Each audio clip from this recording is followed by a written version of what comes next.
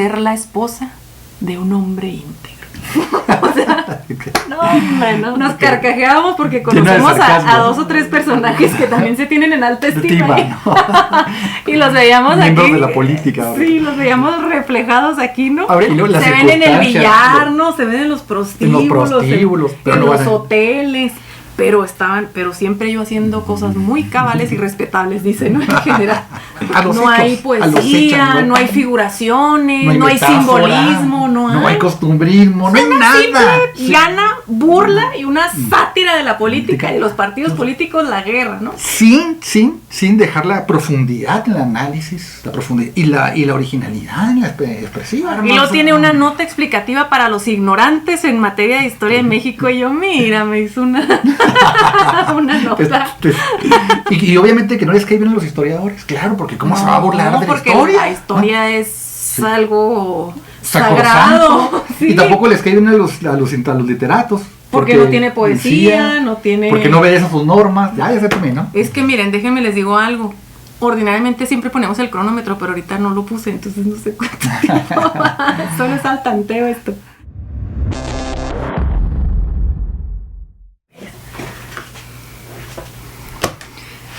Bienvenidos al Himalaya. Bienvenidos y bienvenidas. Bienvenidas, bienvenidos, bienvenides a este espacio.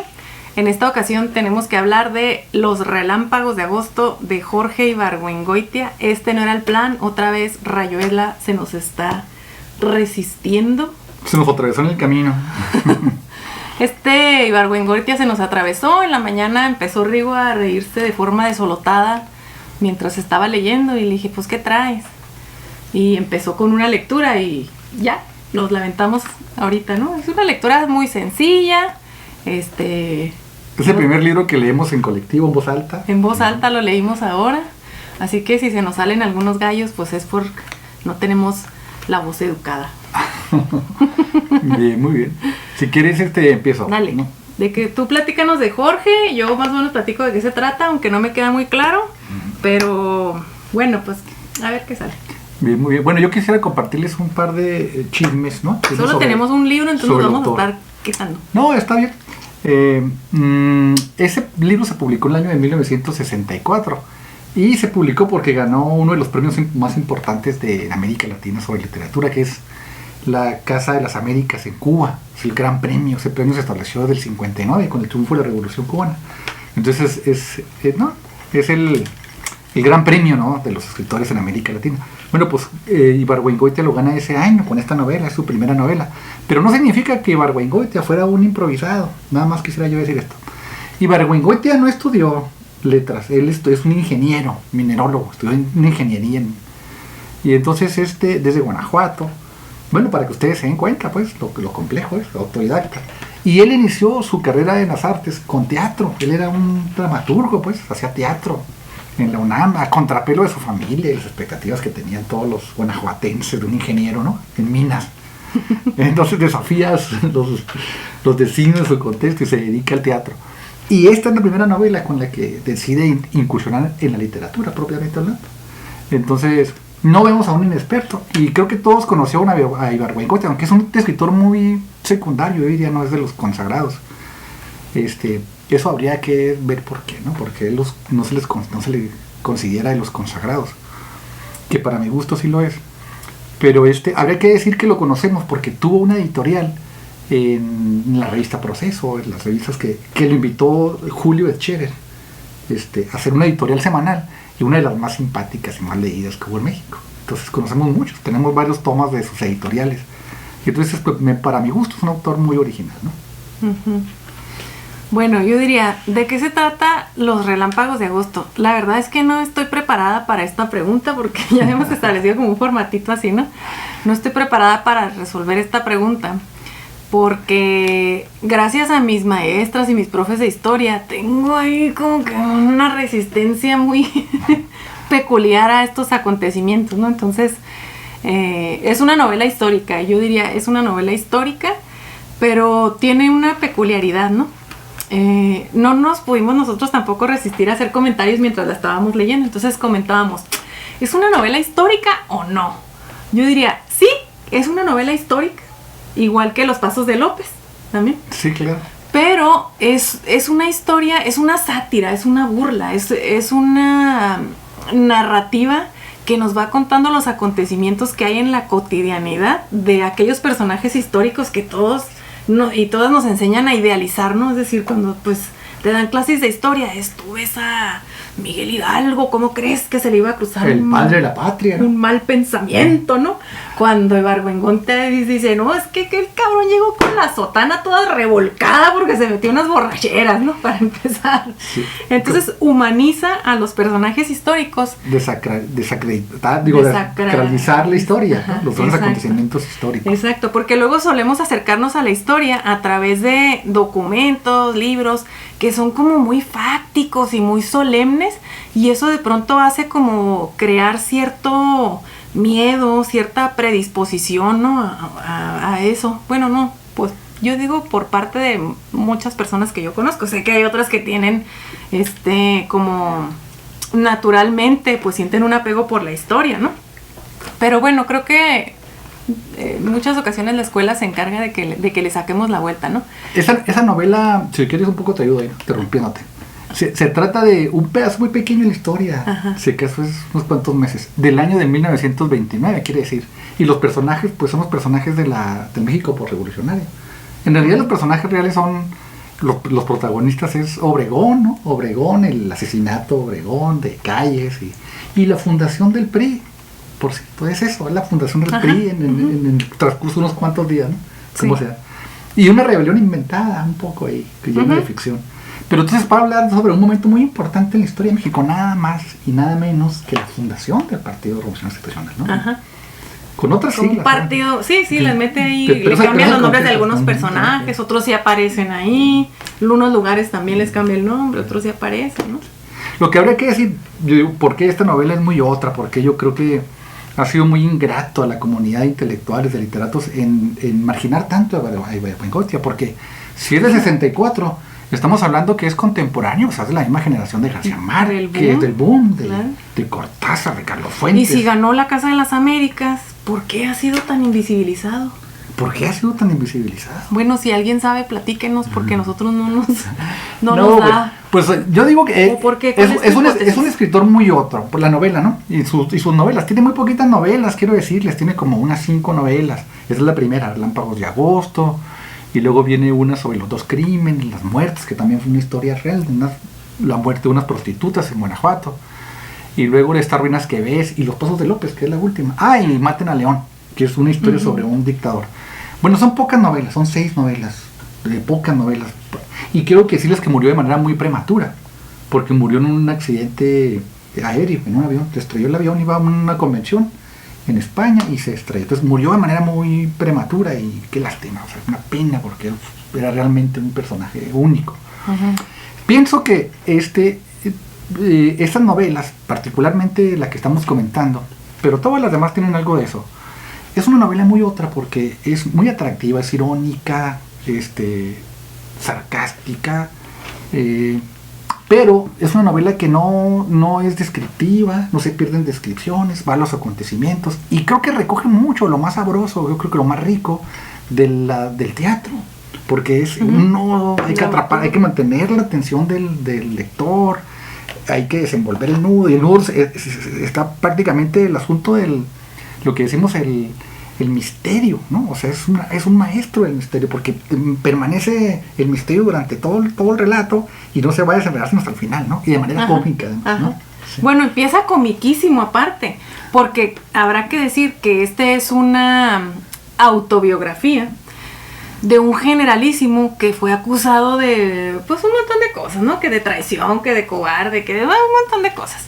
Pero entonces este generalísimo se tiene en alta estima, o sea, él piensa que el país, la nación, la historia debería de agradecerle tremendamente. Entonces, cuando yo escuché que Rigo se estaba carcajeando, fue porque estaba leyendo la dedicatoria, digamos, ¿no?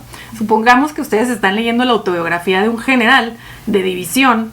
Aquí el personaje principal es José Guadalupe Arroyo, que ya después le dicen Lupe, ¿no? Pero este generalísimo le dedica a Matilde, su esposa, su biografía, ¿no? En donde él está aclarando exactamente cuáles fueron los acontecimientos reales y deshace, ¿no?, las acusaciones que se le hacen. Pero empieza así: a Matilde, mi compañera de tantos años, espejo de mujer mexicana, que supo sobrellevar con la sonrisa en los labios el cáliz amargo que significa ser la esposa de un hombre íntegro. O sea, no, hombre, no, o sea, ahora, nos carcajeábamos porque conocemos a 2 o 3 personajes que también se tienen en alta estima, ¿no? Y los veíamos miembros aquí, de la política. Sí, los veíamos reflejados aquí, ¿no? Habría yo que decir, yo digo que es un libro maestro, pero maestro, porque este es, yo te decía, ¿no? Es casi como un curso para una formación de cuadros. Aquí entiendes cómo se forman los partidos políticos, en México, los cuchupos, las traiciones, las bocabajeadas, los enredos, ¿no? Las cosas cotidianas, ¿no? Porque, por ejemplo, están en una junta tremenda decidiendo si van a iniciar o no un ataque, y entonces dicen, no, pero pues es que la verdad ya estábamos muy cansados y decidimos ir a dormir porque pues no íbamos a tomar una decisión racional, así que nos fuimos a dormir, ¿no? Y luego se ven en el billar, ¿no? Se ven en los prostíbulos, en los hoteles. Pero siempre yo haciendo cosas muy cabales y respetables, dice, ¿no? En general. Sí, es la verdad un manual para conocer la política mexicana, ¿no? Sí. Su génesis y obviamente sus perversiones. No, sí, es evidentemente un libro grandísimo. Yo diría que una de las grandes cualidades que tiene el texto, además de ser políticamente muy asertivo, todo eso es una crítica al machismo mexicano, una crítica a la tranza, a la política que se ha convertido en oportunismo, cómo los generales se mataron entre sí, se dedicaron a matarse entre sí, a enriquecerse con la nación. Pues es un libro que es como el corazón de un pueblo, de su identidad. Es como eso, una novela que de manera muy cómica y muy divertida, pues te va retratando y va construyendo la identidad de un pueblo, que es la identidad de México. De México. Este no es un libro latinoamericano en el sentido pleno, es decir, que le dé identidad a cualquier país de América Latina, sino que es particularmente una novela mexicana. Sí, platicábamos también sobre la similitud que hay entre esta novela, pero también las otras de Ibargüengoitia, ¿no? Las que tiene con esta trilogía que ha salido en el cine últimamente de Luis Estrada, ¿eh? Sí. Con El Infierno, la dictadura perfecta. La dictadura perfecta y esta, ¿no? La Ley de Herodes. La Ley de Herodes, ajá. Que yo creo que él reivindica, es un continuador de Ibargüengoitia. Sí, me parece también. Nada más que bueno, pues en el cine aquí es muy fino, ¿no? O sea, tiene un lenguaje muy fino, jamás enuncia una grosería, nada, o sea, él se cuida. Pues claro que es un general, además, partiendo del supuesto que es un general que está escribiendo su biografía y que está desmintiendo todos los vituperios, pues tendría que ser un lenguaje súper cuidado, ¿no? Entonces dice, fulanito de tal dijo que se pasaría por cierta parte de su cuerpo el comentario de tal general, ¿no? O sea, versus el cine. Hace de la grosería un sarcasmo, una cosa cómica, sí, ¿no? Versus el cine, ¿no? Que sí tiene que aventarse sus... Muy obsceno, ¿no? Muy obsceno. Sus groserías así muy textuales, ¿no? No, pues yo creo que dando yo otra vez a la pregunta, ¿por qué no es uno de los grandes Ibargüengoitia? Siendo tan grande, yo creo que es uno de los grandes escritores latinoamericanos. Porque rompió con los rituales, las técnicas narrativas, los recursos de la literatura.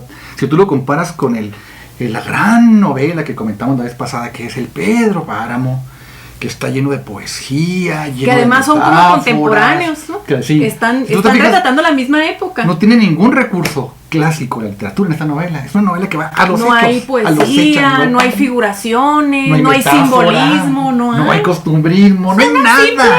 Gana, burla y una sátira de la política y de los partidos políticos, la guerra, ¿no? Sin dejar la profundidad en el análisis, la profundidad y la originalidad en la expresiva. O sea, rompe con todos los recursos narrativos sacrosantos de la literatura, sacrosantos. O sea, ¿cómo vas a escribir una novela sin la parte poética, ¿no? Sin la parte metafórica, la metanimia, una serie de técnicas expresivas, el diálogo mismo? Además es una sátira, se burla de todo. Yo podría decir que esta novela, no sé si estás de acuerdo conmigo, que ya lo comentaremos, esperemos, ahora sí, prometemos compararlo con Rayuela. Yo creo que hay mucha similitud entre Rayuela y esta novela, porque es una burla de todas las formalidades, incluso de la novela misma. Se está burlando de las novelas. Bueno, Miren, creo que esta se burla de la historia, ¿no? dedicatoria, del prólogo, del epílogo. Ah, sí, también tiene un epílogo, ¿no? ¿Cómo la arma? Y luego tiene una nota explicativa para los ignorantes en materia de historia de México. Y yo, mira, me hizo una nota. Te lo estaba dedicando. Sí. ¿Qué? No, yo también creo que no solamente es una burla de la política, Sí. sino también de la novela y del género. Por eso es que es tan. Pues es tan que yo creo que es una desconocido. novela histórica, pero es una burla de la novela histórica. Pero Sí. no deja de ser histórica. Claro. Es una sátira. Y obviamente que no les cae bien a los historiadores, claro, porque ¿cómo se va a burlar de la porque historia? la historia es algo Sacrosanto. sagrado. Sí. Y tampoco les cae bien a los literatos. Porque no tiene poesía, no tiene... Porque no obedece sus normas, porque no es su lenguaje. Bueno, pues ya. Ya Entonces, nos contestamos. Por eso no por quieren a eso. Ibargüengoitia. Y los políticos Y menos. además yo creo que podría ser también bastante despreciado por el hecho de ser ¿cómo se llaman estos que están en el periódico? Un cronista, ¿no? No, un cronista. Un editorialista. Un editorialista, es decir, que tiene una pequeña sección y ahí pues escribe también todo tipo de sandeces, ¿no? Sí, sandeces. Entonces, Dicen que la anécdota es muy bonita porque... Ya se tomé, ¿no? Es que miren, déjenme les digo algo. Ordinariamente siempre ponemos el cronómetro, pero ahorita no lo puse, entonces no sé cuánto tiempo. Solo es al tanteo esto. Bueno, ¿qué más? No, Hay que cerrar. yo diría que bueno, es un escritor muy grande y muy desconocido, no le hemos hecho justicia, hay que ir a él para poder encontrarnos, para identificar que es una literatura realmente mexicana, o sea, lo mexicano, y que además no creo que en estas novelas está mucho de lo que sucede en la actualidad. Hay que entender toda la política actual, acá está, ¿no? Aquí están las tripas de esa. Y hay que entender más a Ibargüengoitia por sus amistades. Por ejemplo, obviamente era uno de los consentidos de maestro Scherer, Julio Scherer, ¿no? Que lo invita a escribir una editorial semanalmente de 2 hojitas y escribe lo que te dé tu regalada gana. ¿Pero de qué? Lo que te dé tu regalada gana. Entonces escribe instrucciones para vivir en México. No, dice él. Y otras cosas, ¿no? Pero pues si voy a escribir lo que me da la regalada gana, dice Ibargüengoitia, pues yo creo que nomás 2 semanas voy a poder escribir. No, se convirtieron en 2 años, ¿no? Escribiendo permanentemente cada semana su editorial, que era muy simpática porque es de todo, ¿no? Menos de política, entonces su cotidianidad la vuelve, pues yo diría la vuelve literatura. Bueno, lean Instrucciones para vivir en México, Los Pasos de López, pero acá les venimos a recomendar Los Relámpagos de Agosto y esperemos que ya para la próxima tenemos que hablar de Rayuela. Yo diría, para terminar, que realmente si ustedes quieren conocer la historia, y de manera yo creo que real y menos fantástica, lean de Ibargüengoitia, es muy serio, por eso siempre se ríe uno. En agosto tenemos que hablar. Tenemos que hablar de Los Relámpagos de Agosto. Bueno, nos vemos. Hasta luego. Oye, hemos hablado mucho de agosto, en agosto Sí. nos vemos, los relámpagos de agosto, las lunas de agosto.